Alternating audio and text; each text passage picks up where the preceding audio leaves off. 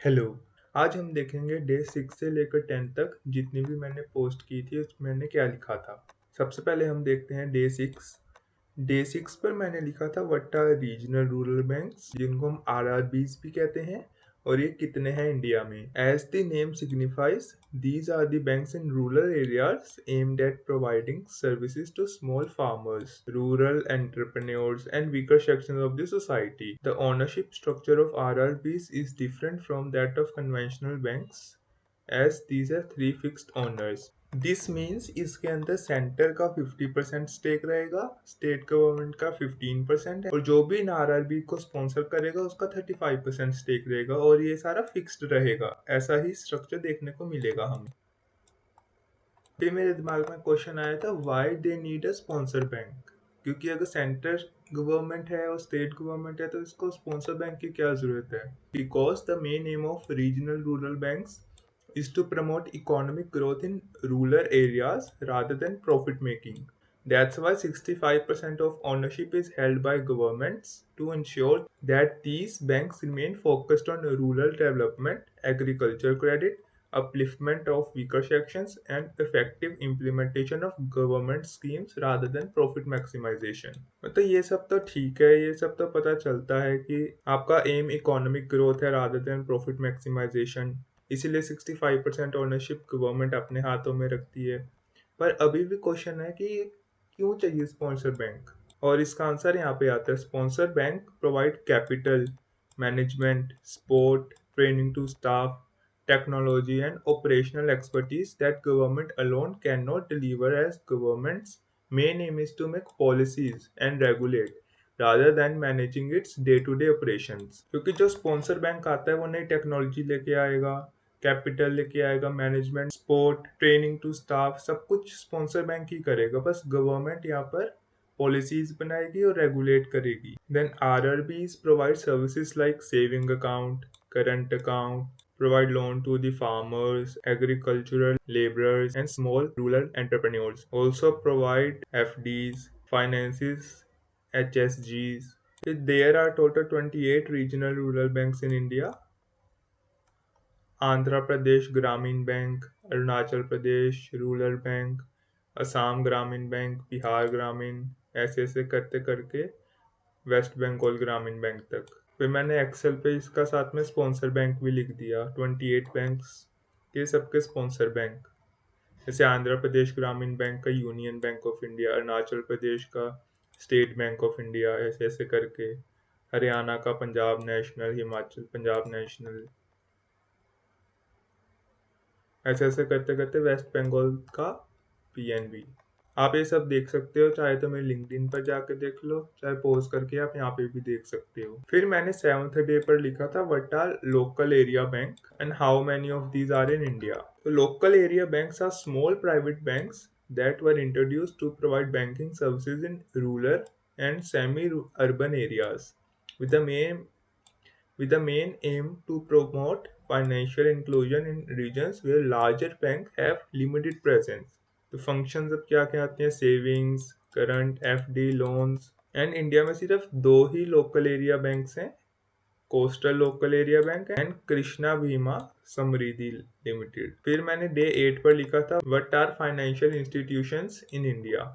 Financial institutions are specialised organisations that provide long-term finance, development assistance, and policy support to different sectors of the economy, such as agriculture, industry, housing, exports, and small businesses. There are four financial institutions in India: National Bank for Agriculture and Rural Development, Export-Import Bank of India, National Housing Bank in India, small industry development bank of India. Then for the 9th day, इस दिन की सबसे important खबर थी कि RBI ने SBI, HDFC bank and ICICI banks को systematically important banks के रूप में रिटेन किया है। तो फिर मैंने सोचा कि सिस्टमैटिकली इम्पोर्टेंट बैंक्स क्या होते हैं। Then I have research and wrote about it on that day that RBI launched new guidelines for banks known as Framework for Dealing with Domestic Systematically Important Banks, जिसको DCBs भी कहते हैं, 2014 में launch किया था। Under this framework RBI classifies some major banks as too big to fall। इसका मतलब है RBI कुछ बैंक्स को एक अलग से टाइप में डाल देती है जिसको डीसिप कहते हैं। मतलब ये बहुत ज़्यादा इंपॉर्टेंट बैंक्स हैं हमारे देश के इंटरनल सिस्टम के लिए।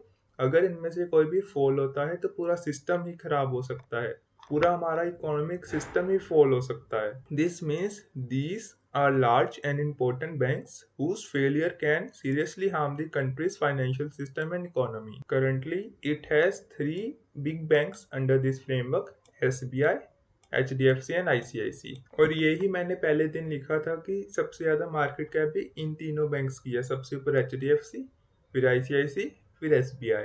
Then RBI reviews this framework every year and identifies DSIPs। या तो RBI न्यू डीसिप्स लॉन्च कर देती है या पुरानों को ही रिटेन करके रखती है। Recently RBI has changed the extra CET capital requirement for these banks. डीसिप्स के लिए RBI ने जो एक्स्ट्रा CET1 कैपिटल है, जिसको कॉमन इक्विटी टीयर 1 कैपिटल भी कहा जाता है, उसमें चेंजेस किए हैं। फिर सवाल आता है what is CET1 capital. CET1 capital होता है common equity tier 1 capital. This is the strongest, highest quality capital as a bank has. This is also known as shock absorber, as when a crisis happen, banks use CET1 first to absorb losses। इसका मतलब है bank को कुछ अपना capital को side में allocate करके रखना पड़ता है। एलोकेट यहाँ पे सही नहीं, रिजर्व करके रखना पड़ता है, जो कि क्राइसिस के समय काम आता है। बेसिकली ये शॉक अब्जॉर्बर की तरह काम करता है जब भी कोई बड़ा इवेंट या क्राइसिस होता है, क्योंकि इससे प्रोटेक्शन हो जाती है और ये बैंक्स गिरने से बच जाते हैं। CET1 includes equity share capital, retained earning, statutory reserves, capital reserves, share premium. These are permanent, stable and loss absorbing. What is extra CET1 capital known as DSIB CET1 buffer? This additional capital requirements only for large systematically important bank. RBI forces them to keep an extra safety cushion। जो ये extra CET1 capital की requirement है, ये सिर्फ systematically important banks के लिए ही होती है।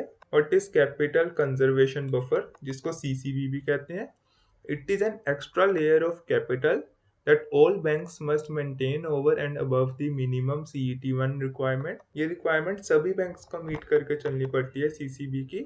और इसका बेनिफिट्स है bank use this extra capital during economic stress, bad times. Currently, CCB requirements for all banks is 2.5 of risk weighted assets। मुझे सबसे ज़्यादा टाइम आज तक जितने भी मैंने लिंक्डइन पोस्ट लिखा, सबसे ज़्यादा इस दिन में लगा था। बहुत रिसर्च करी थी मैंने इस दिन। फिर मैंने ढूंढा what is risk weighted assets. These are the loans and assets of the banks weighted according to how risky they are. For example, a bank has given government securities of 1000 crore, because government securities purchase करिए, government securities पर risk लगभग zero ही होता है। Then it has given home loans of 5000 crore, तो इसका risk waited for example 50% है, वो निकल गया था 2500 crore. Then it has given corporate loans worth 3000 crore, and corporate loans are very risky in nature, so risk weighted is about 100%, that comes out to be 3000 crore। and it has some cash worth 500 crore and it has 0% risk weight because it is not risky at all, so the total risk weighted is equal to 2500 crore plus 300 crore. मैंने यहाँ पे भी typing mistake कर दी थी, यहाँ पे मुझे एक और जीरो ऐड करनी थी, 3000, that come out to be 5500 crore. And risk weighted average and risk weighted assets is 2.5% of risk weight, so that comes out to be 137.5 crore। So bank has to maintain this much amount for CCB। RBI notified on 2nd December the extra common equity tier 1 CET1 जिसको कहते हैं requirement for these DSIPs will be in addition to the capital conservation buffer। इसका मतलब है ये तो सभी banks को मेंटेन करके चलना पड़ता है, minimum capital equity tier 1, plus CCB भी सभी बैंक को मेंटेन करने पड़ता है, और ये सिर्फ DSIPs के लिए चेंज हुआ था इस दिन। This release said that the additional CET1 requirement as a percentage of risk weighted assets stood at ICICI bank का था पहले 0.2%, न्यू भी इसमें ई अनचेंज था। HDFC बैंक का चेंज हुआ है, मतलब इसको ज़्यादा इम्पोर्टेंट और रिस्कियर बैंक में कैटेगराइज किया है।